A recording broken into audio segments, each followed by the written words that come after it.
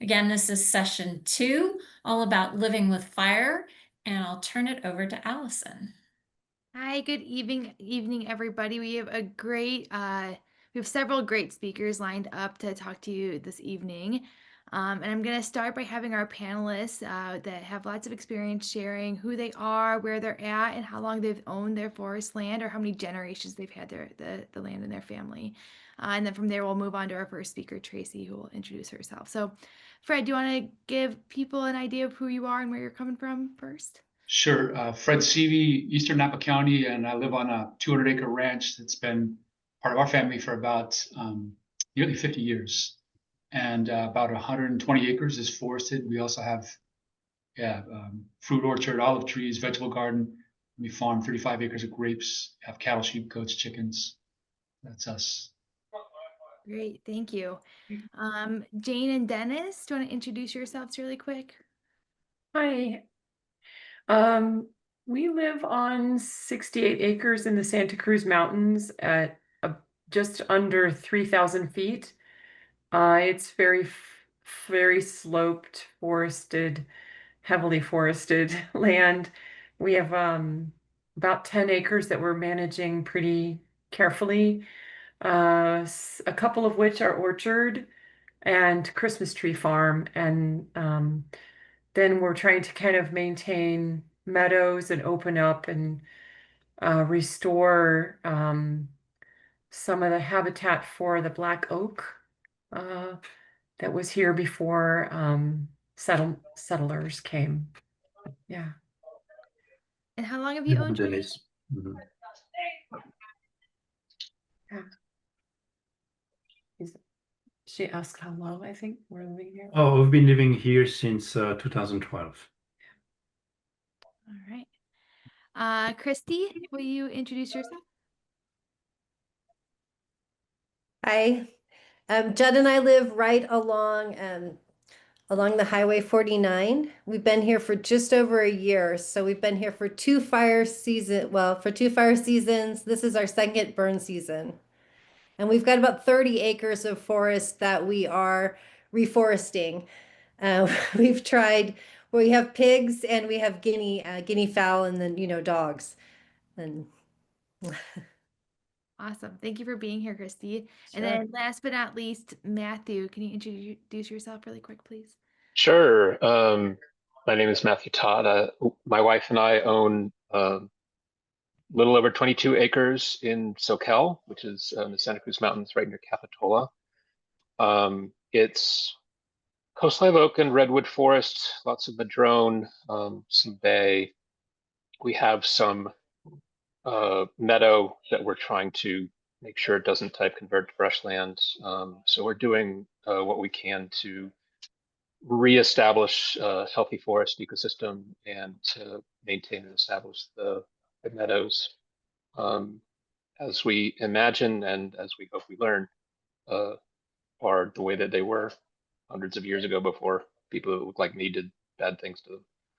But we've only been there for not quite 2 years. We have chickens and we have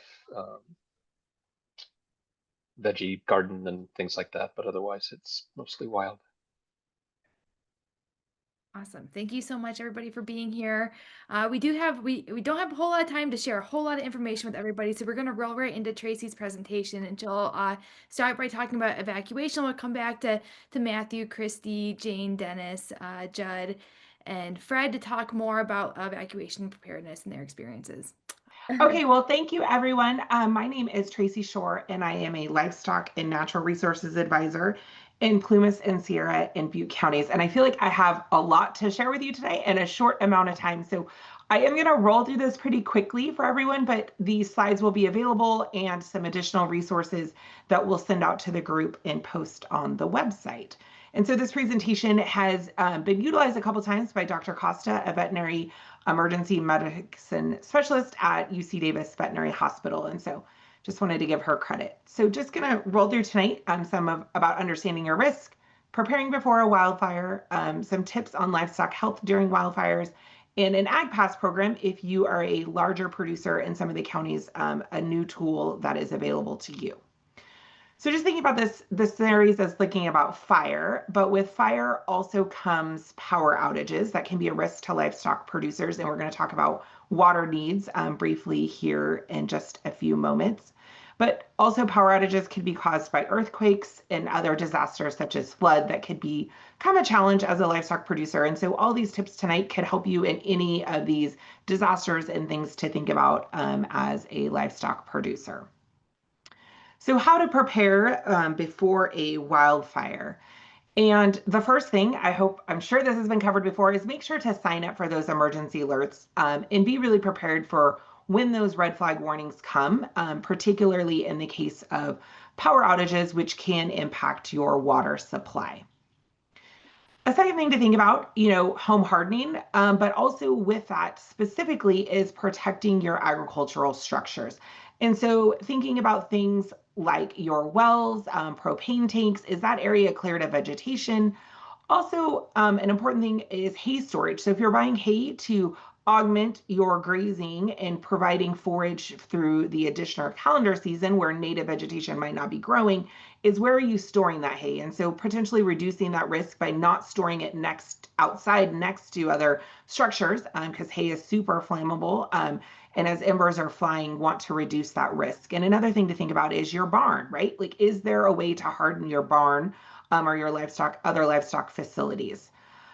Looking out a little bit further on your landscape is thinking about defensible space. And so one defensible space tool that is used a lot by livestock producers and land managers is putting in fire breaks or dozer breaks, like in the image shown. And so strategically placing those maybe around your infrastructure or on highly traveled roads that could be a source wildfire getting into your property. And then lastly, making sure that those access roads are cleared and people, emergency personnel, you have address signs so they're able to find you. And one tip that has come up recently in the North State is knowing what those bridge weight limits are. And so if you do have a bridge in, if you're able to provide that signage, which would give an indication if emergency services are able to actually access that road, and making sure you have a clear driveway to help prevent and make fire and make it easier for emergency service personnel to access it. So much like your go bag, and making sure that you have your go bag ready for your livestock if you have livestock. And so depending on what that livestock is, that will change. But some key things to think about is your inventory and records. If you have done pregnancy checks, taking a picture of that. If it's cattle, there's yellow slips involved with dates and head and class of cattle.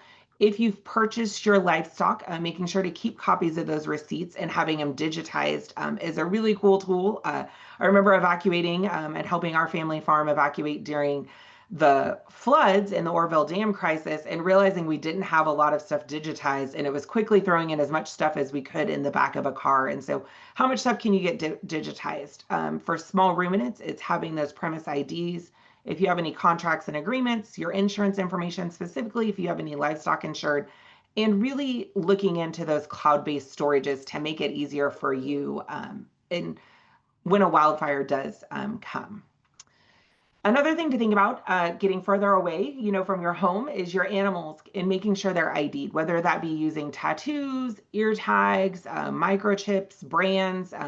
Chickens were mentioned earlier. There's collar or tags that you can put on their legs. And specifically pictures of valuable animals. And I would suggest pictures of any animal. So if these animals are taken to a shelter, having them marked is important. And then also, if you don't take them into the shelter, making sure that you have a way to ID them to be able to get them back from a shelter is key, that we found out from past disasters up here in the North State. And then thinking about practice and planning. And so if you have horses specifically, practice loading those animals, especially as you get into fire season, making sure that your trailer is ready. You see that picture down there at the bottom, probably not a trailer that you want to pull down the road. And so if you have livestock, having access to a trailer, making sure that's ready to go. And as those red flag warnings, or maybe there's a fire a ridge or two over, is getting your truck and trailer hooked up and being prepared if a wildfire was to come, and check those tires. Because the worst thing you want to have happen is try to evacuate, especially in these forested areas and rural areas where the roads aren't very wide and there's not a lot of places to pull over, is to have something go wrong with a trailer and your animals loaded. So something really to think about as a livestock owner is making sure that your access plan is ready and knowing those route options, because sometimes trailers are accessible on one route but not another way. And so knowing which ways, if you're going to evacuate with a trailer, are the best plan way for you to move forward. And then as you're thinking about these evacuation plans, the how comes in. So if you don't have a trailer to haul out your livestock, or you can't load them in a pickup truck to evacuate, is thinking about where is their evacuation assistance. And that can come from animal disaster groups. There's CART in the Bay Area. There's North Valley Animal Disaster Group here in Butte County. And so there's a lot of counties have a locally specific or a regional animal disaster group, making sure and knowing how to contact them. Another option could be animal control, making sure you have their number and knowing how to access them. And then the last one is friends. But this how, if you're not self-reliant, that comes with a lot of challenges. And we've seen that in some of these bigger fires, is that these groups going in to help you or a friend, there's roadblocks that get put up. So they're going to have an access challenge. And as these bigger wildfires come, there's a capacity challenge. How long till they're able to get to you? And so it's just something to think about. Can you be self-sufficient in being able to evacuate your animals? And if you're not being able to be self-sufficient, we're going to talk about that here in 1 second. And so the next thought to think about is, where are you going to go? A lot of times during a voluntary or a warning, there are not shelters set up. And so having a plan of a friend's place to go to is really a good strategy to have. But if you are going to evacuation, making sure that there's more than a plan A, a plan B, and a plan C. So maybe it's a few friends that have horses or a small property where you're able to move your livestock to, and then think about where are those fairgrounds at. And so if you are going to a fairgrounds, they come with feed, supplies, and veterinary support. So that is when they're a shelter that is put on by the county. And another tip is to write those plans down, because as these disasters happen, there's a lot of stress, right? You're stressful trying to get you out, your family out, your pets out, your livestock out, and you might forget which friend you were thinking about going to. And so having them written down is a really, really good strategy to have to help you remain calm and prepared and planning for a disaster and to be able to evacuate when the need arises. One thing with livestock is don't wait till the last minute. And so we can never say that enough. Is so be ready, have your farm go bag ready, have your personal go bag, stay informed, and go early. So if you see that it's high winds, you're under a voluntary, maybe you think that's the time that you should move to a friend before it becomes mandatory. And think about your trailing capacity and what might be there to help you and where those zones are.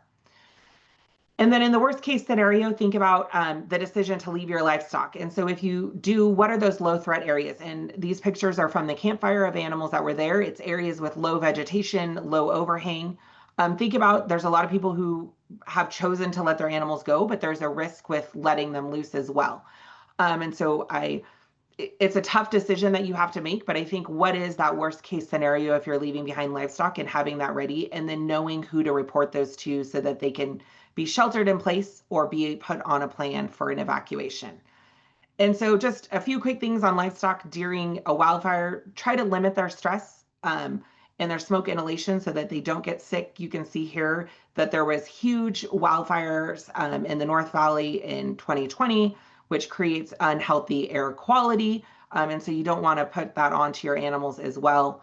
Thinking about your water supply, if you're there and the power goes out, knowing what your animal needs and how many gallons of water it could need in a day. And so being prepared for that, and we'll share all these resources so that you could determine your water supply as well. And so the last thing that I just wanted to hit on really quickly is an Ag Pass program. So if you are a larger producer, some counties it's over 25 head of livestock, some it's 50, some it's cows, some it's bees, some it's chickens, some it's all small ruminants. So thinking about if you do have a number of livestock, is seeing if your county has an Ag Disaster Pass program and how you could be a part of it. And so this is not a guaranteed access. It's more like a TSA pre-check. You go through some planning, you go through a process of getting permission to go behind fire lines to care for your animals or evacuate them or shelter in place. And like I said, these aren't in all counties, and they're all a little bit different and they're county specific, so you can see on this map. But if you have interest in an Ag Pass program as a larger livestock producer is reach out to your county ag department, see if they have a program and what the terms of that are, or contact your local cooperative extension advisor. And I will be sharing this with Allison, and we can share the list of cooperative extension advisors across the state that work on livestock, and many of them are engaged in these programs in their local community. So in conclusion, if you have livestock, you're buying land, you're going to have livestock on it, make sure you take the time that you're preparing. Plan, practice it, discuss it, write it down. And during a wildfire, don't wait. You need to execute that plan. And then I don't want to miss on the recovery side. Always ask for help. There's a ton of resources out there, and it's important to ask because there's lots of people that know different things, have experienced different things. So ask for help. Look to cooperative extension. If you're hitting some roadblocks, maybe there's other programs and resources available. And if you do have livestock and it's larger and it's a commercial operation, you could be eligible for farm service agency assistance as well to help you recover. So that was a quick one. I was pretty close, Allison. Sorry. That was great. Thank you so much, Tracy. I really appreciate you sharing all this knowledge you've accumulated over the last few years. You've had to accumulate. All right, we're gonna roll right into our panel discussion now. We'll start with our first question. We'll give everybody about 3 minutes to answer these questions if they feel like they're prepared to. So our first question about evacuation is, can you please share one thing that you would recommend that all forest landowners have in place in preparation for evacuation? And what were your biggest lessons that you learned when you were evacuated? So for those of our panelists that have had the unfortunate experience of being evacuated or being asked to evacuate, we'd love to hear about how that went for you.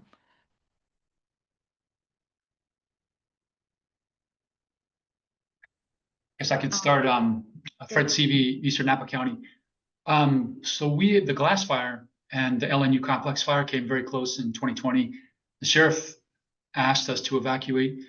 We'd done a bunch of work on our land in terms of preparing defensible space, structure hardening, and also, reducing fuel loads in the areas surrounding,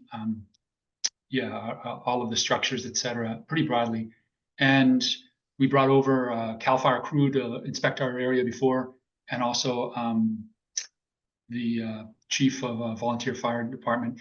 They all suggested, because we're fairly remote, that it would take a long time for firefighters to get to our place, and that we needed to be prepared, to defend our place. And that also we developed a place with gravel that's quite broad that we could use as a fire refuge if fire were to kind of overtake us. So we didn't evacuate. And one of my brothers and I, we stayed back for 5 days without power and lots of smoke and just preparing. So that was I'm not suggesting that this is the appropriate, response for others, because firefighters typically, they always, request that people evacuate so that we don't tie down firefighters in terms of emergency response. But this was the approach that we took. So I'll stop there. Yeah, thanks for sharing that, Fred. That's certainly a unique experience, but if you do the work that that may or may not be an option for you, depending on what fire professionals say about it.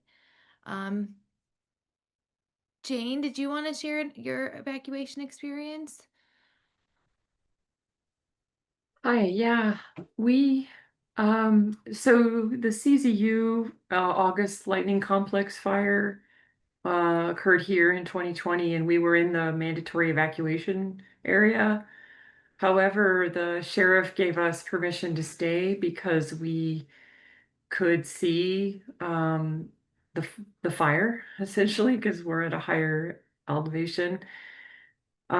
So our preparation had involved making sure that our exit route, which is kind of a long road, it's a 1/4 mile, was limbed up and cleared. And so there wasn't, we were actually kind of okay. We just worked on monitoring whether firebrands came across to our ridge and that kind of thing. staying awake all night long, having supplies on hand to be able to be without power.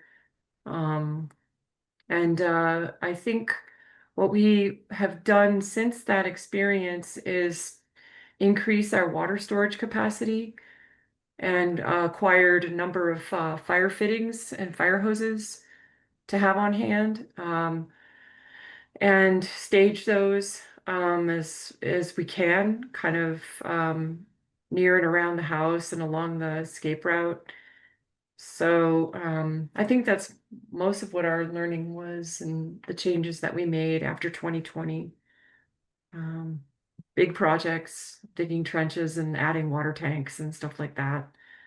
But we feel a lot better now because of having a lot more water on hand now. That's about it.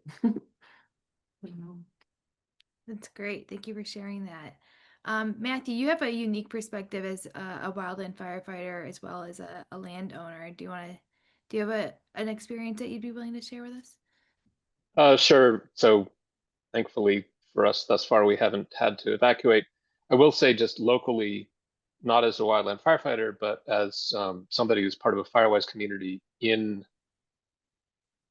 a region that has very narrow roads, many one-way roads, things like that. We're part of a Firewise community, and part of the Firewise community projects is ensuring that egress routes are effective and tested.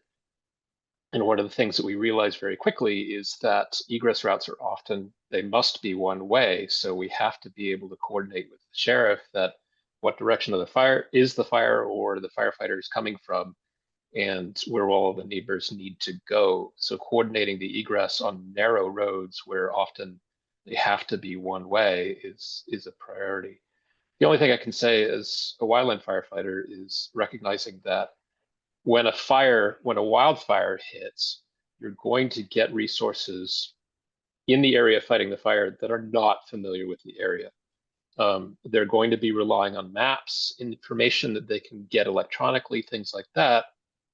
So working with your local fire department to be sure that sources of water, turnaround points, access points, all those things are well documented and can be communicated to folks that are coming in who aren't familiar with the area is critical. So if you can have available water, like Jane and Dennis are talking about, have the fittings ready to go for an engine to fill up, for example, that's a huge thing. If you put up signage that says that you've got water available, and also working with your local fire department to be sure they have that information. That's great information. Thank you. And then Christy and Judd, I know you have a unique evacuation story as well. Do you want to share yours?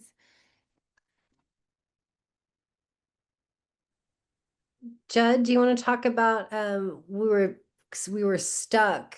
Actually, there was a mudslide issue in Santa Barbara, and so we got stuck. And Judd had to take a boat to work. But in terms of evacuating, we've only been evacuated once, and what I learned and my experience was that I didn't need to take all the personal items. Like there would be at the evacuation center, there was clothes, there was food, there were toothbrushes and toothpaste. But there wasn't a comfortable sleeping situation, and there wasn't a great situation for my animals. So that was really the most important thing, was that I had a comfortable situation for my domestic animals. I don't have a whole lot of experience otherwise. I don't know, Judd? Yeah, not a lot of experience. So mostly, all of it's around planning, and I like what we've picked up today, the staging of the equipment and the water hoses. We have those scattered around our property already. So we have some start to it, but they're not, we don't have a large enough storage yet. So looking forward to sorting that one out in the future, for sure. Great, thanks. And then we still have a couple more minutes. Susie, did you I'd asked you to also talk a little bit about your evacuation experience and your lessons learned. Sure. I would say I was evacuated in South Lake Tahoe from the CALFIRE fire. And I had 2 weeks notice. not really, because it took 2 weeks for the fire to get to the basin, although agencies were telling us that it wasn't going to come. But looking at different information sources, I had plenty of expectation that it would come. So that is a lot of time to get ready. And my internet friends and people that I knew all told me, like, evacuate like you're never coming back, which is what I did, because it was, right after the town of Greenville had burned down that I'd lived in. So yeah, just worked with family to come and bring up pickup trucks and loads. I probably emptied out half my house because I thought it was going to burn down, as most of us did. Um, Air quality is terrible in the middle of a fire like that. I did buy like half-face respirators to work outside and get everything ready. And I think it was like during that 2-week period, right? So in the future, I would certainly want to have things like that ready, so that you could go. I guess that's the main point I would make is, listen very carefully to briefings and anticipate. And if it's a really terrible season, even if authorities don't think it's coming your way, I would still be ready, because those terrible seasons, it's hard to catch those fires. So be thinking about it, even if you haven't been warned. And we never had a warning. We went straight to evacuation. So I was glad that I had anticipated that coming my way. And so whatever information sources you have, just like be prepared yourself and don't wait to be told. I guess that's what my number one lesson. That's great. Thank you so much, Susie.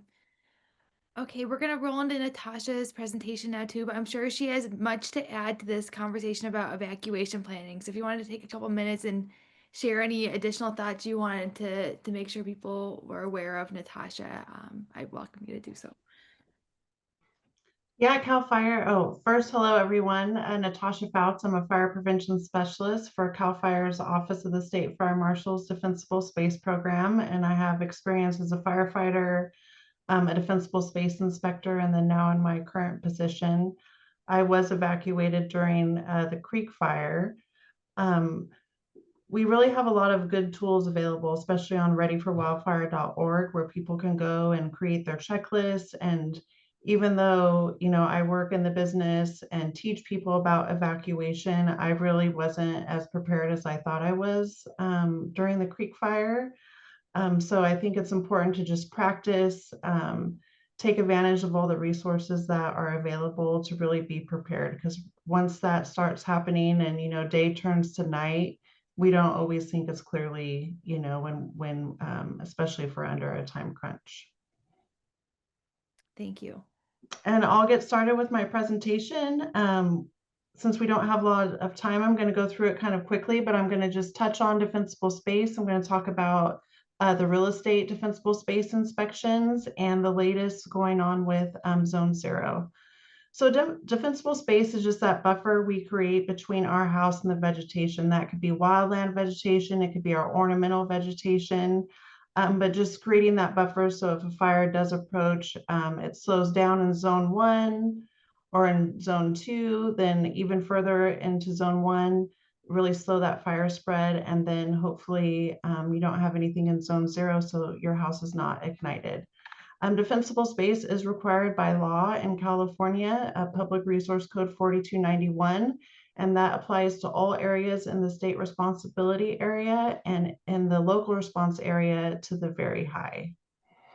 So for Zone 1, we just really want to remove anything dead, trim those branches up, clean out for your roof and gutters, and really create a separation between the fuels. So here's the before of a house, and then here's after our inspectors went through and they got it into compliance. So they still have their vegetation. It's still a beautiful yard. Now you can see that beautiful deck, but just separating those fuels. And in Zone 2, the requirements aren't as strict, but we just want to create that spacing between the vegetation, both horizontally and vertically, and remove those ladder fuels. So we want to keep that fire on the ground. So we want to remove, cut the grass, take care of shrubs and everything underneath those trees so it doesn't create a crown fire. And we do this because it's proven to work, right? Research, science, experience has shown that defensible space slows the spread of that fire, protects structures, and also really importantly, it gives firefighters that safe area to work in. And CALFIRE does do inspections throughout the state in the state responsibility area, and we will give a notice of violation if there's things that people need to work on. Here's a QR code. If you'd like to scan it, I'll show it again at the end, and I believe Allison's going to share it in the chat as well. But this is a link tree that our team has created. A lot of good information on defensible space, home hardening, the laws. There's some good guides, links to research, and then links to our partners like FireWise Communities, Fire Safe Councils. And then also on our page, we also have self-assessments you can do to prepare your home. And I'll go into that a little bit more. So real estate inspections. So if you haven't heard, now in California, if you are selling a property in a high or very high fire hazard severity zone, whether it's in the state or local responsibility area, the seller has to provide documentation of compliance with the defensible space laws, and as well local vegetation management ordinances if they're in the area. So this applies to single family residences containing 1 to 4 dwellings. So even if you have like a 4-unit condo or a townhouse, those would still require inspections, your regular typical just single family residence for those located in high or very high. And this also includes mobile homes, manufactured homes, even if they're in a park. So if you live in the local responsibility area in that high or very high, then you'd reach out to the local agency for an inspection. If you're in the SRA, the state responsibility area, you would, if there's local ordinances, you'd still go through that local agency. But if you're in CALFIRE's jurisdiction, then you just go to our website, fire.ca.gov/dspace, and then one of the first things you'll see at the top of the page is this little link right here where you can click to request a real estate inspection. If you're not sure where you are, then there is a link to a map so you can see where you're at. We do try to connect people, even if they're not in an area, we try to connect them to that local jurisdiction. So we'll provide the notice of defensible space inspection, the LA 100, as proof of compliance after doing an inspection. This is good for, it must be dated within 6 months of entering into the sale agreement. And we will work with people if they need to have a reinspection. We'll do our best to get that done.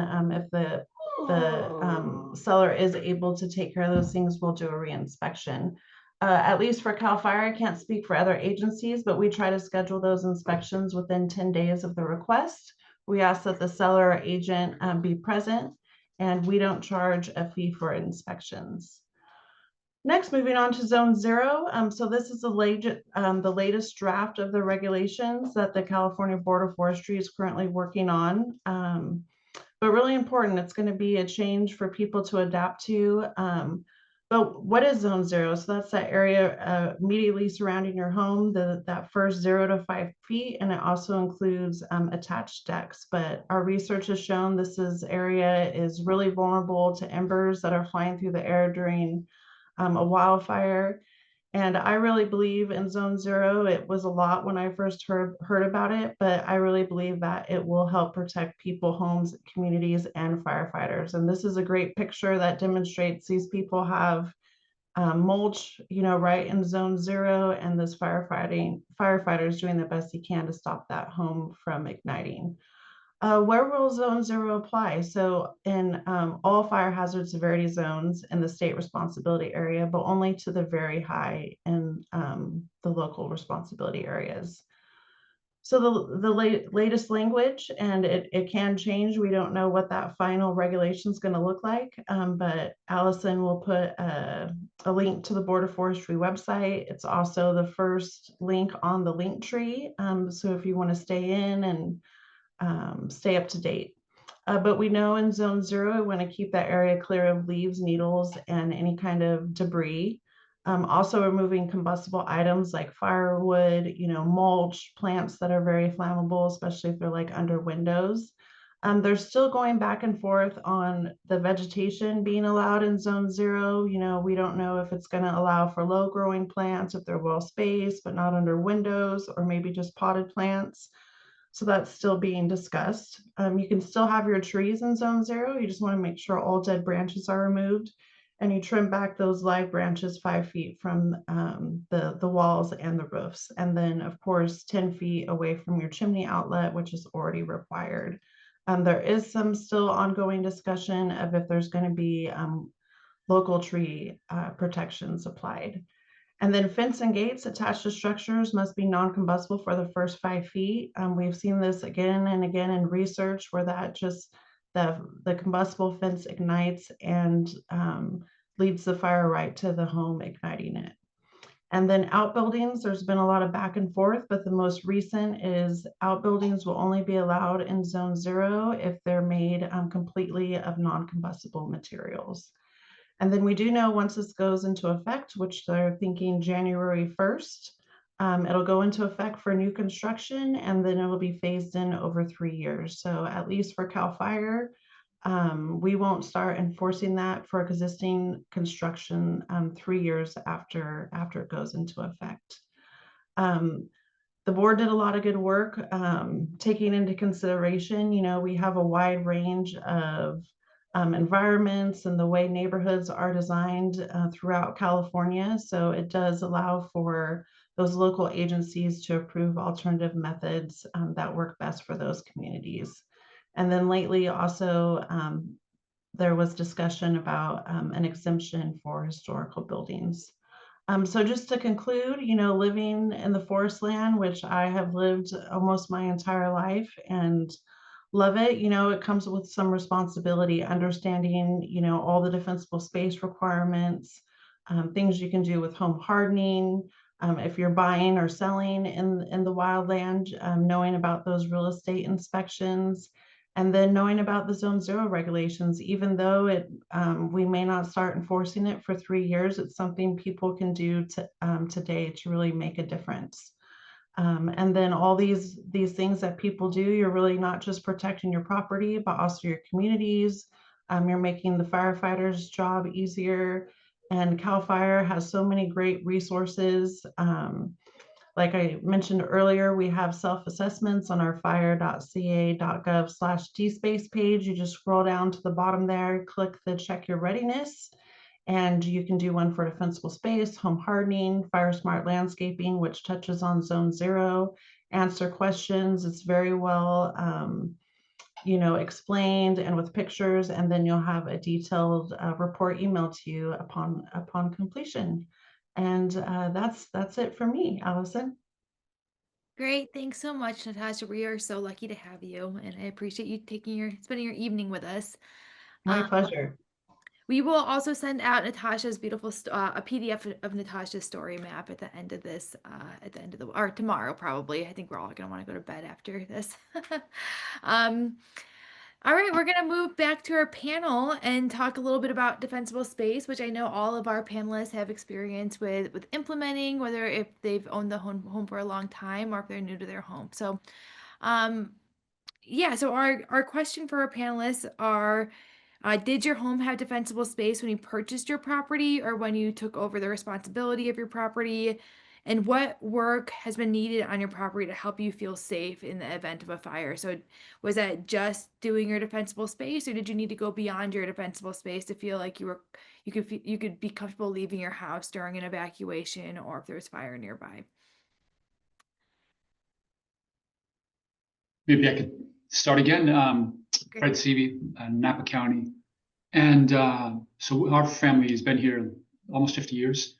But since especially the catastrophic fires that we've experienced, since 2017 in this region, but we've upped our game in terms of defensible space. So yes, we've invested a lot of time and energy in terms of structure hardening, also defensible space, and then the other thing we think a lot about is also systems hardening. And when I say systems, I think there's a bridge that goes across a creek. How safe is that bridge? Will it burn?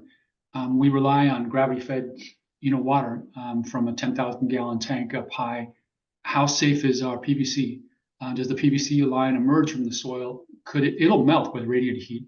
What kind of fuels are nearby that PVC line?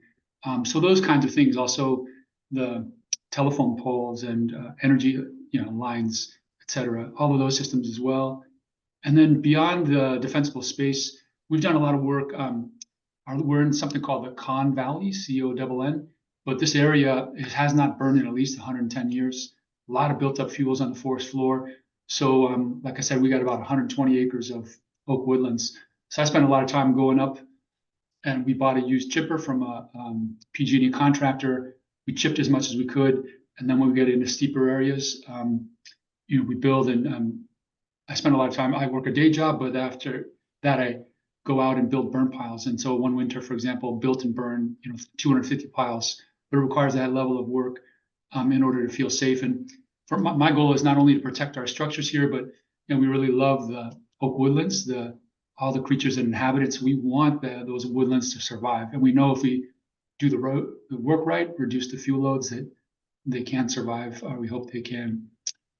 But that's us. Thanks so much, Fred. Yeah, I think that's a great point about not just thinking about your defensible space, but your evacuation route, your ingress, egress as well. Thank you for sharing.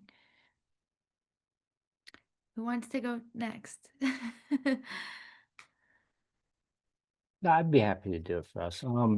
Thanks, Jen. In our case right now, we're pretty well focused on actually doing zone 0 for our house and around the house. But when we got here, the defensible space wasn't really ironed out. There was a lot of debris and things on the hillsides that kind of led straight up to the house.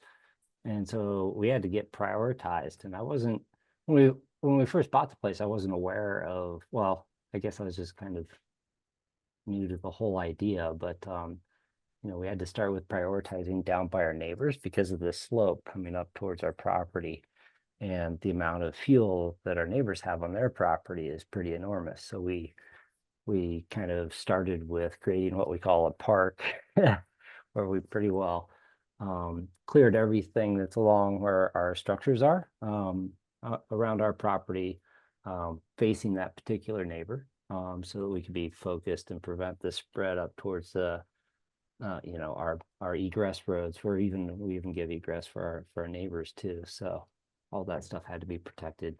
Still working on a couple of the big piles that we have back there, but by and large, we've got most of it, so they should be able to drive out of our property and CALFIRE can get in. So that's been our current focus. That's great. Thanks, Judd. Christy, do you have anything you want to add to what Judd shared? I would add that a couple of surprises. About a month about a month after we bought the property, we received a notice that our insurance was canceled. And unless we removed a tree or trimmed a tree or some such, but they didn't give us that specific. They just said your insurance is canceled. And so I tracked down our insurance agent and discovered that we needed to have a tree trimmed. And then once the tree was trimmed, I could send a photo to the insurance agent and they would go ahead and then reinstate the insurance. And we'd of course prepaid for the insurance for the year, the fire insurance. So that was a little unsettling. It was an easy fix, but it was shocking, for sure. And the other thing that I had noted was,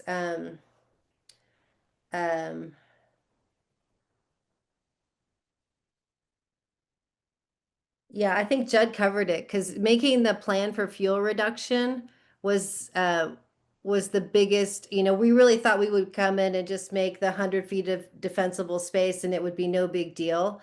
But then we realized that the area that we purchased there hasn't burned in 30 years. And our neighbors aren't really, there's only one set of neighbors that has people that live there. They actually have a single cowboy and some livestock. So we don't really have neighbors, and we don't really have other people participating in fuel reduction. And so it really did fall on us to create a comfortable zone around the house and an evacuation zone for both our tenants, because we have tenants that live up our private driveway. And that's been a great focus for us. That's great. Thank you so much. Yeah. Dennis and Jane, do you want to share about your defensible space? You've put a ton of work into your property. Yes, we did. When we came, it was a mess, and we had a lot of work to do. I think you should realize that it's never done. It's a lot of work, of course, and it's brutal work sometimes, and you never finish with it. It's actually, I think, the most striking thing that I think we notice is how productive the ecosystem is here. How much growth you have every year. It's incredible. And you get to remove all of that, disposal of that. We do lots of pipe burning. So you prepare to do a lot of work, and also it's not cheap. I don't think you can really do it on the cheap because it's too much work. Sometimes you need help. Um, and I think that's about it. Maybe adding also that we try to do this without maintaining the ecosystem as well. And one of I think the trick is to figure out, for instance, when to mow. If you mow too often, too early, you get no flowers and nothing, you're only left with weeds. And so you don't want also to mow too late because you don't want to mow when the fire season has started. So there's a few choices like that that you need to think about if you don't want to destroy that nice place that we like by just cutting everything down. And I think that's about it. Maybe lastly, you can do everything at once, and you need to think about probability, and you use your judgment to figure out what's urgent when you need to start. Otherwise, it's really overwhelming. Those are some great words of wisdom. Thank you for sharing those. And then Matthew, last but not least, what is your experience with defensible space? Well, I think other people have actually said it remarkably well. Dennis touched on the overwhelming aspect, which was something for us being new to living in the woods, the WUI. It really has been a matter of prioritization and really thinking about sort of expanding rings going out from the home,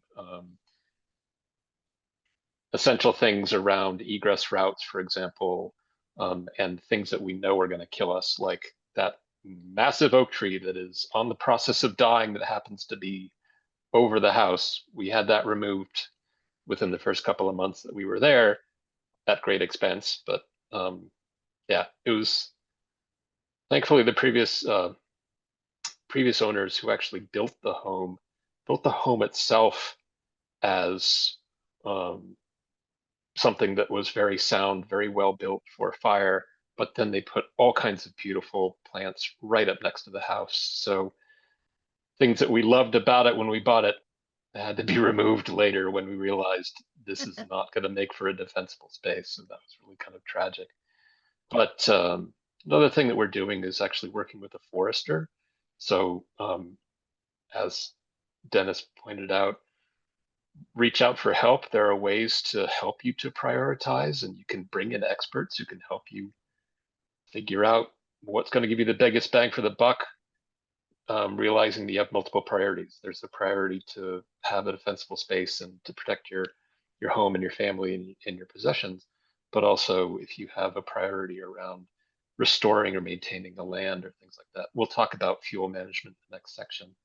I definitely have some thoughts there, but the forester actually has been a great source of information and guidance and perspective, right, that we didn't have, and he helped us to identify, for example, unhealthy trees that we're trying to take care of, things like that. So, yeah.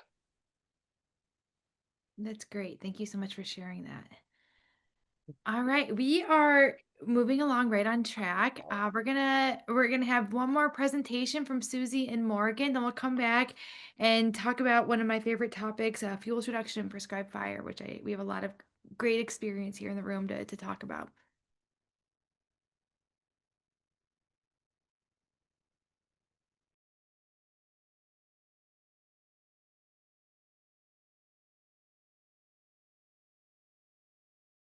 I'm almost there with my sharing. Let's see, let's try that again. Can you see my screen? Yes, it's not, it's That's what you want right there. Okay, can you see that? looks great. Okay, great, thank you. I'm Susie Coker. I'm a forest advisor for Cooperative Extension in the Central Sierra. And I'm happy to say that the panelists said everything I was going to say. So we are thinking alike. My key message is that managing vegetation is the key to restoring forest health and reducing risk. So I just wanted to briefly cover a story that I'm sure you've heard before, that California forests are fire-adapted ecosystems. Up here in the right-hand corner, you see a tree cookie. It's a slab from a tree that was cut out. And what you see on the right are scars from burns that occurred, and they've been dated. So these burn scars on the tree are a way for us to understand that this tree interacted with fire frequently and has a very frequent fire return interval. So the fire went by and the tree was able to heal itself. So that's why we see this pattern of scars. So clearly that means it's a low severity fire that's not inflicting death on all the trees around it. Here's kind of a little pocket of prescribed fire. My first fire I was ever on, when I torched a little pocket of white fir. And you can see it's burning, but it's probably not even going to scar these trees around it. So we know that frequent fire, low severity, is what the Sierra Nevada and a lot of California forest systems are adapted to. We've been suppressing fire for over 100 years. And so we've had a lot of ecological impacts listed here on my slide, but also a big buildup in forest fuels and then stress of these trees, because you have to picture, without frequent fire, a lot of trees will grow into the overstory and compete with the others. So I just have a little picture of what that looks like from a book called Fire in the Sierra Nevada by George Gruhl. He did repeat photography. Here's Spalding Lake in Nevada County, fairly high elevation. In 1919, there still had been pretty frequent fires by then. This area was never logged.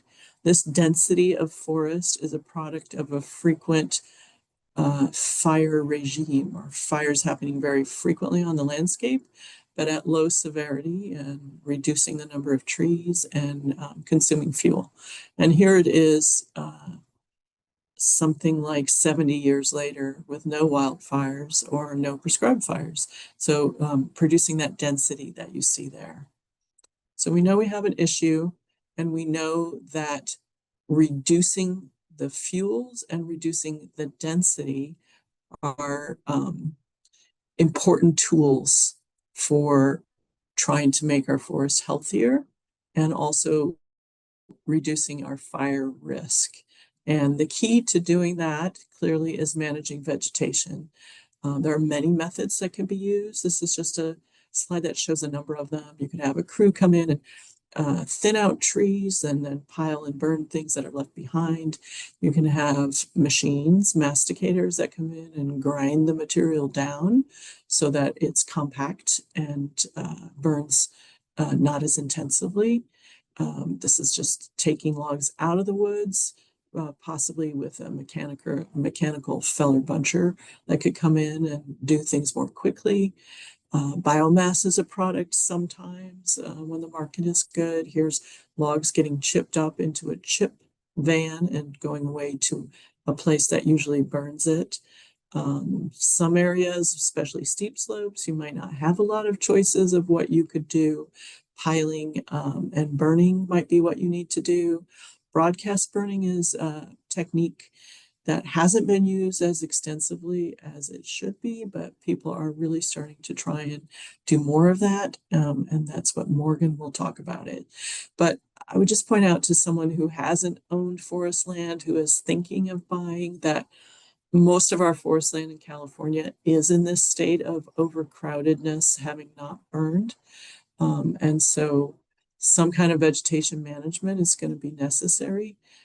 and that they all require some knowledge, some resources, and some follow through to be able to use effectively to reduce risk. So there are barriers, and they've already been mentioned. This is a group of landowners from one of our extension forest stewardship workshop field days. Costs, most treatments don't yield any income. They just cost unless you can manage a timber harvest and then use that funding to reduce other risks and invest in the property. Time, especially for remote owners, we hear that they just don't have time if they're up there a couple of weekends to get a lot of the work done that they would need to do. There's not a lot of qualified contractors out in rural areas, so finding someone to work with is an issue. And then people who own land cooperatively, say in a family or with a group of friends, might need to really think about getting agreement from multiple owners before they can move forward with any kind of treatments or management goals. So these are all things that can be a barrier, but there are things to be done. So we would encourage you to start with learning about the forest, especially if you're a new landowner or thinking of buying a property. What kind of property, what kind of trees, is it overly dense? In most cases, that's yes. And try and understand what kind of work will be needed once you are there. Develop a vision, and to do that, you need to learn to articulate your management goals, because many people end up working with a forester, as Matthew was describing, and a forester can help you implement your vision, but it is very important to be able to describe your goals so that they can work with you and help make that happen. We encourage developing a forest management plan. We have a whole 9-week workshop series that Kim organizes, and that we will put you in touch with, that helps people understand how to develop a plan and move forward on it. And then, just like Matthew said, reach out for help to help you. So we have assistance organizations that we'll talk about, I think, in our 3rd session. Registered professional foresters. These people can help you figure out how to move forward to manage your forest to a level of health and safety and whatever other goals you might have, things like wildlife habitat. It's really up to you, but it will take work. Developing a plan and getting assistance to implement it and sticking with it, as our panelists have described, is what we would recommend. So with that said, I want to pass it over to Morgan. Just tell me when you want me to advance the slide, Morgan. Okay, yeah. Thank you, Susie. Yeah, hi. I'm Morgan Galliano. I'm serving as the coordinator for El Dorado Amador Prescribed Burn Association. I actually sort of began this journey with prescribed fire as a landowner who reached out to the PBA because I knew broadcast burning was an option for managing my property. So I got to kind of start my experience from the perspective of a landowner, and have subsequently had the chance to help other landowners also use both pile burning and broadcast burning as tools to manage their property. It's got here just kind of a general definition of prescribed fire. So when we're talking about prescribed fire, we're talking about lighting fire intentionally to meet some sort of objective on the landscape. For a lot of landowners, it's reducing the wildfire hazard, maybe restoring some wildlife habitat, maybe addressing invasive species. So there are a lot of different objectives that landowners might have. Often when we're burning, it's the first time that the land has been burned after a very long period of fire exclusion. So it's kind of, you're doing a lot of restoration all at once, which is kind of exciting to think about. Go ahead with the slide.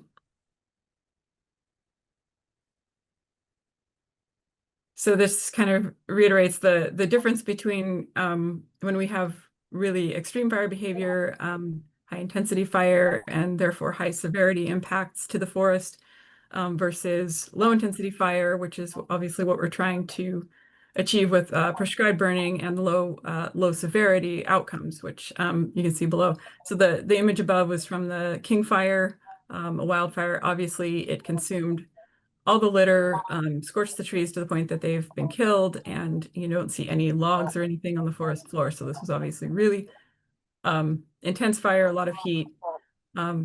By burning, so the stand below is very similar in terms of tree size and density, but we can see logs on the forest floor still. There's still a lot of material that hasn't been consumed that was near the soil.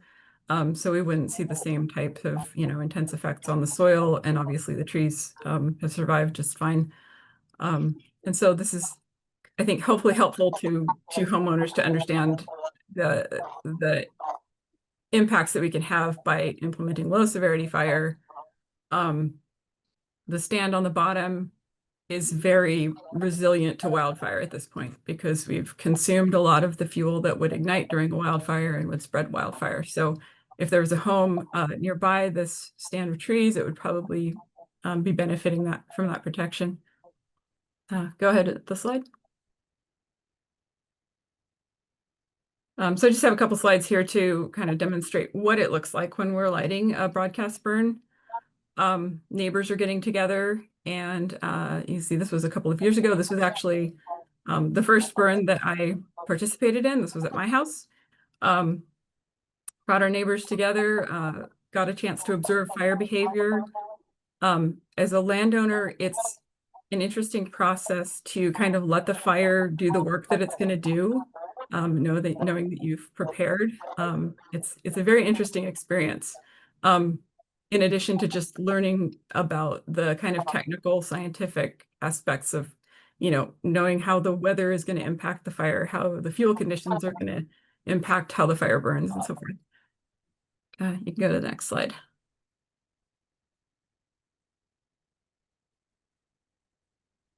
So here's another more recent example. This was just on October 18th down in Volcano.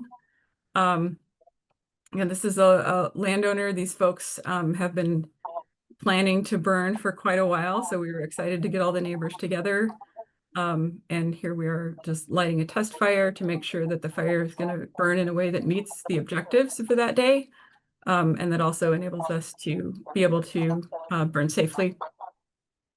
So this was a kind of a typical fire for the Prescribed Burn Association, just a couple of acres, 7 participants on this day. Usually we have maybe between 7 to 12 people. It's kind of usually neighbors helping each other. So you'd have, one parcel and then all the neighboring parcels hopefully come out and show up. And that's kind of what happened here. These people are all neighbors helping each other. And that's kind of the model that the PBA tries to promote, which is to give people the understanding and the experience and the skills that they need to eventually be able to implement burns on their own, to plan a burn, to get the proper permits, to implement the burn with the help of friends and family and neighbors, so that when there's a good burn day, we can have hundreds of people doing small burns, and that sort of magnifies the effort overall. Go for the next slide. So I try to summarize the steps that are involved if you're a landowner planning a burn. Obviously deciding where to burn, understanding what your objectives are. If prescribed burning, either pile burning or broadcast burning, is the most appropriate treatment at that time. So you may have some prep work that you need to do first. You may want to think about seasonality and how fire might affect the plant species that you have at your particular location. So there are a lot of considerations kind of at the front end. And then preparing the area, so making sure you have fire lines around your units, mapping things out, deciding how much you want to burn at once, any sort of vegetation treatment that you need to do, and then making a burn plan. So the state has a standard template for preparing a burn plan, and the PBA helps with that process. So you're thinking about, describing the unit, the surrounding conditions, the area, basically, thinking about what your prescription needs to be. So how dry will it be when you burn? How warm? How much wind can there be when you burn? Things like that. and then defining how many resources you need to have at the burn to contain the fire and manage it safely. Obtaining permits, so there's a couple permits that you have to get as part of the burn process from CALFIRE and then from your county's air quality management district. If you're burning a large area, you may also need to have a smoke management plan. And then once you've got all your sort of planning completed, it's a matter of bringing together all the folks that are going to burn with you so that you can implement your burn. Making sure you have all the supplies you need, making sure you have equipment that's called out for in your burn plan. Looking for ahead for a proper burn window. So when the conditions are going to be right for burning, you don't want to burn when it's too cool because you might not achieve the objectives that you're looking for, or the fire might not carry properly. You don't want to burn when it's too hot because you might have unwanted effects on vegetation, or it might be difficult to control the fire. So you have to hit that good burn window that's in your prescription. And then finally, for landowners, patrolling the fire afterward is a really important factor to consider. You might have a fire that is going to smolder in some stumps or logs for several days, and you might want to leave it to burn to consume those, or you might want to have folks on hand to help you extinguish the fire if you know that it's going to get windy, or you aren't able to stay up and patrol it, things like that. So on the back end, once you've burned, there's also time consideration there, and again, consideration of what are your objectives. You know, are you trying to remove large fuel by burning it up, or are you just trying to get things sort of blackened to make your area more fire safe? So it really depends on kind of your individual objectives. You can go to the next slide. Okay, so I think this is our final slide. I just wanted to share ways to connect with El Dorado Amador PBA. If you're looking for more information, or you're looking for technical assistance about how to implement prescribed fire, the Cal PBA website is a good place to start, just to get general information. And then El Dorado Amador has a page within that site that you can go to find our individual contact info. And you can email that email address that's listed there. That reaches me if you want to reach out with a specific question. All right, thanks so much. Everything, thank you. Thanks so much, Morgan. That Cal PBA website, for everybody's reference, is also a great place to find your local PBA if you are in El Dorado or Amador counties. All right, so we'll move on to our last panel. I think all of our panelists here have some experience, if not a lot of experience, with their local prescribed burn association. So our question for our panelists is, well, we have two questions. The first is, why did you want to use fire on your property? What spurred you to use fire on your property? And then what was required to get your property in a state to use fire effectively? I know some of you are still in the process of getting your property to the state that you want it to be to use fire, and some of you have already used fire. So we would love to hear about all of your experiences.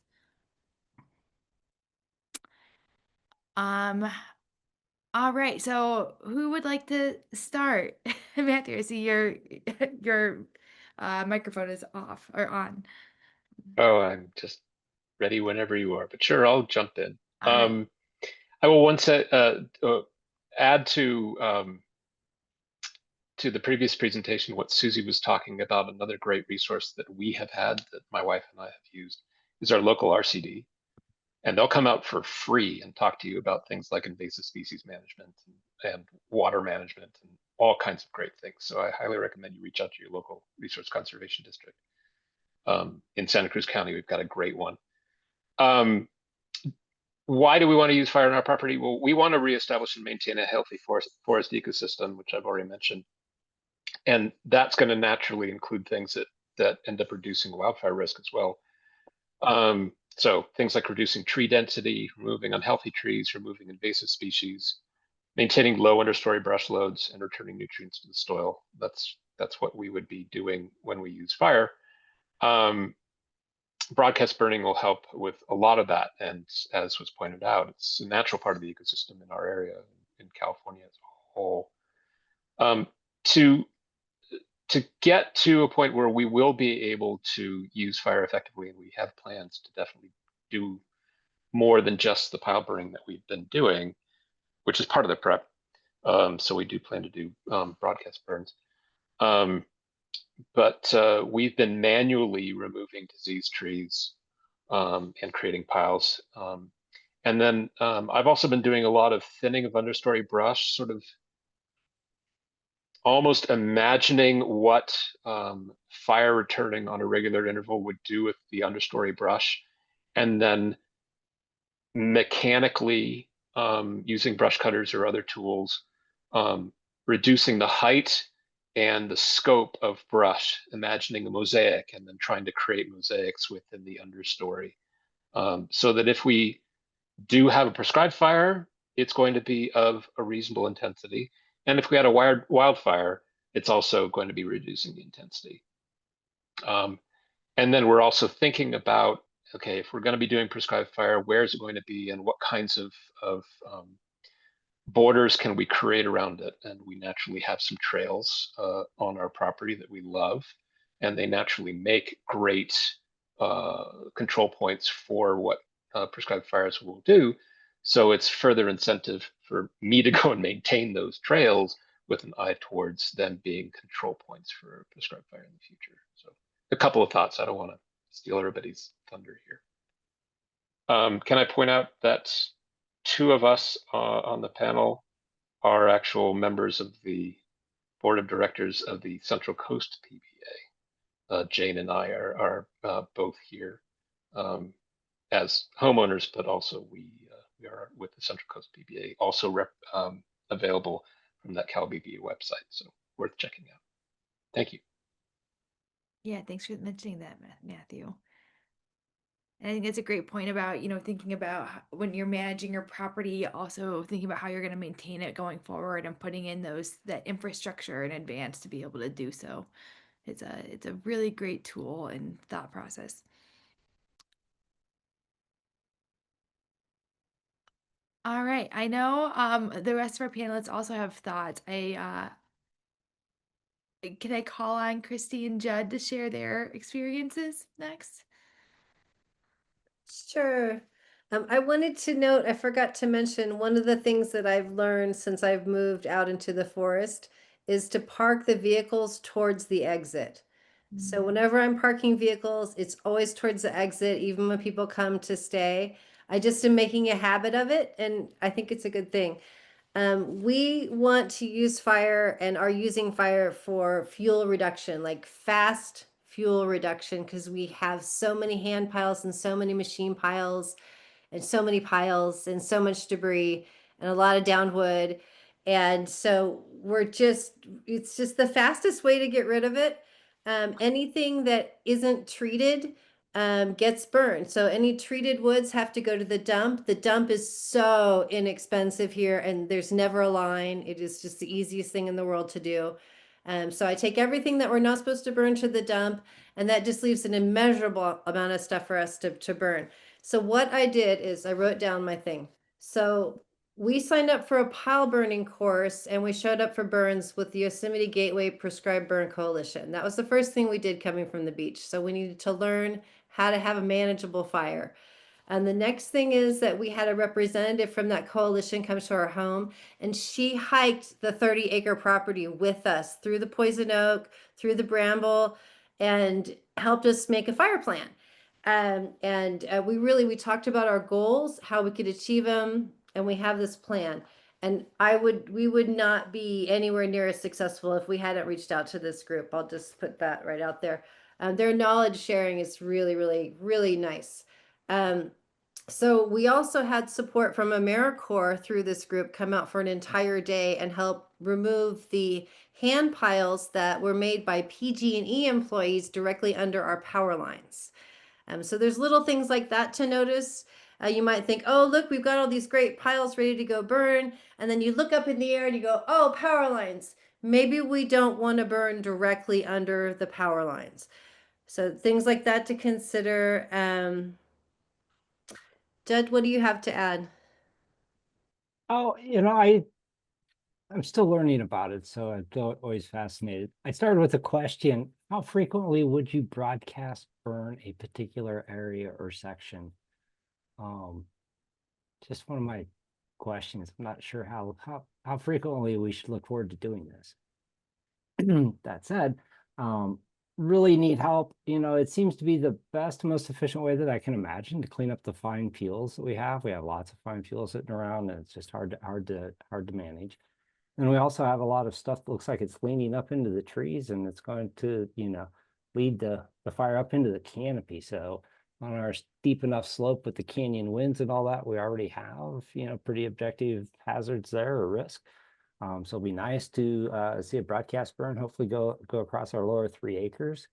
That would clear up a lot of that underbrush and just take care of a lot of, you know, hopefully, as they say, break the ladder a little bit so that we have, you know, more room. And then even after we burned, we have this burn this year, we're expecting to have to do, I have 25-30% of the trees need to be thinned out because we're just overgrown everywhere. And so it's really quite a bit of work. But yeah, I guess that's my 2 cents on the. Thanks, Judd. I'm looking forward to burning your guys' property. Yeah, it's gonna be fun. Hopefully in the next year or two. Jane and Dennis, do you want to add anything? I guess just a really quick, Judd, I think that's a great question. If we have time at the end, we'll give some time to discuss that. Wonderful. Mhm. Yeah, that is a good question. Gosh, everybody's covered a lot of the things that we think about a lot. But one of the major things about the Santa Cruz Mountains is that it's ground zero for sudden oak death. And so this goes along with sort of hoping that, you know, with all of our work over time, we start to move the forest structure towards what was more the case before the indigenous people that tended the land here were removed. And so we think about it in terms of hoping to restore a forest structure that's more open and allows more aeration and a lower humidity in the understory, which is going to be a forest structure that doesn't promote sudden oak death as readily.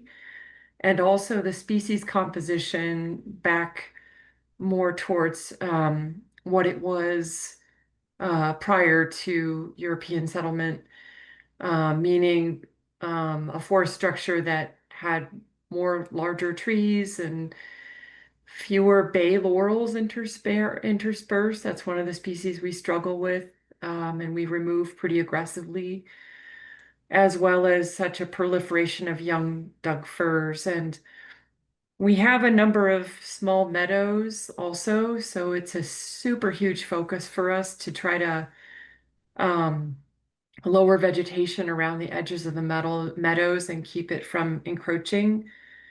And also the black oak stands, trying to kind of maintain their health as well. So what we're doing is a huge amount of pile burning, just enormous amounts of power burning, and working on a burn plan. So I guess it's looking at what do you have, what are you trying to do, focusing on how you can use fire in different areas. So around small meadows, you know, we're planning to try to burn those as frequently as we can to keep them open, and then continue to pile burn and create some control lines along the steep slopes around where we are, so that we have that open forest structure that's going to be more resistant to sudden oak death over time. Yeah, so steep terrain, control lines, it's all very difficult, but you just take it one small unit at a time, like an acre or a half acre, and just look at it and try to figure out what the best thing is that you can do. And we hope to burn broadcast in the next year or so. We'll see. That's awesome. You have so many good points there, so many good nuggets of wisdom, Jane. Thank you. Fred, I see that you're back. Did you want to add anything about your experience burning your property and why you wanted to use fire on your property? Yeah, we had to use fire because of the steep slopes, and we couldn't get a chipper in there. Mm. And we haven't attempted prescribed fire, but instead of use burn piles. And really, also, I guess I would encourage people like the UC Extension, forest stewardship class is really wonderful. I took that, and then it turned me on to a registered professional forester. We built a forest management plan, and really helped me to learn and understand the ecosystem and create a longer term vision. But the other last thing I'll say is simply that we can't, right? I talk to my neighbors, like you can't think about the fuel reduction work as one and done. Stuff grows back. So you got to have a long-term plan. Okay, and how are you going to manage the fuels, whether it's with, a chainsaw and burn piles, or, we use livestock a lot. So our cattle are really effective. We also have sheep and goats. But anyway, putting thought into that long-term management strategy for your forest is really important. Yeah, thanks for sharing that, Fred. I know we talk a lot about fire, and there's so many tools that we can have in our toolboxes, and knowing where and how and under what circumstances those are appropriate it's really powerful for landowners to recognize. All right, so we have about 5 minutes left. I know we want to leave a little bit of time at the end for Kim to close up.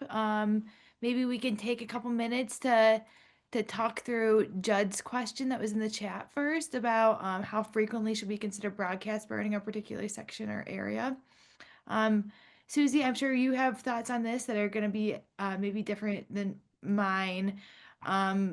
What I think about, especially in fuel limited fire regimes like we have here in most of our areas of California, it's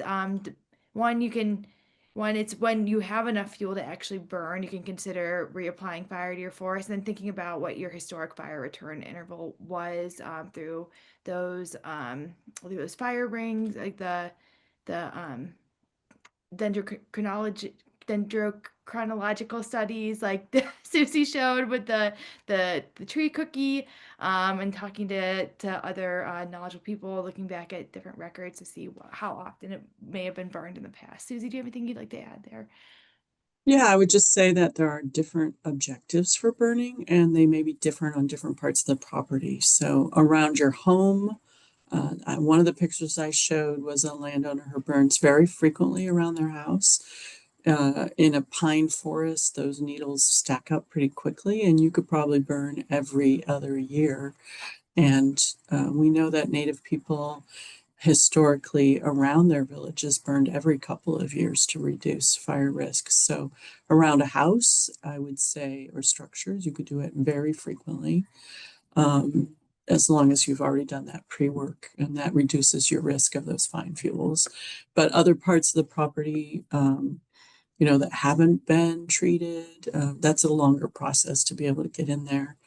And then you might have other objectives. I think the description of needing to keep a meadow open from encroaching conifers, like that wouldn't need to be done every other year, but that could probably be done, at a little bit longer distance, because you're going to try and kill young stuff as it starts to grow. So I guess, it depends. Is that always question to your objective and the piece of the property that you're talking about? But every couple of years, you could certainly pull off in a heavy pine overstory with lots of needles in an area you're trying to keep really clear. But otherwise, for fuels reduction out in a larger forest, that would depend on the ecosystem that you're in and how quickly it grows back, as you said, Allison. Thank you, Susie. All right, Kim, I'm going to pass it back to you now. Great, thanks, Allison. So I want to just thank everyone for attending tonight, our speakers, our landowner panel participants. We really